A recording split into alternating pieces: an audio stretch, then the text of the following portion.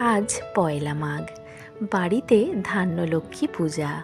বলা হয় নতুন ফসল বা শস্য কাটার পর গ্রাম বাংলার বিভিন্ন চিত্র আলপনার মাধ্যমে ফুটিয়ে তুলে তার উপর নতুন ধান পেতে ঘট, বিভিন্ন ফলমূলাদি, দুধ, দই, মিষ্টি, চালের বিভিন্ন নৈবেদ্য প্রভৃতি প্রদান করে দেবী লক্ষ্মীকে আমন্ত্রণ জানানো হয়।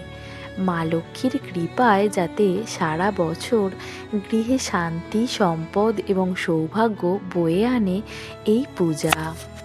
সকাল সকাল ঠাকুরমশাই চলে এসেছেন, আর আমারও এদিকে পুজোর সমস্ত জোগাড়জাতি একদমই কমপ্লিট হয়ে গিয়েছে।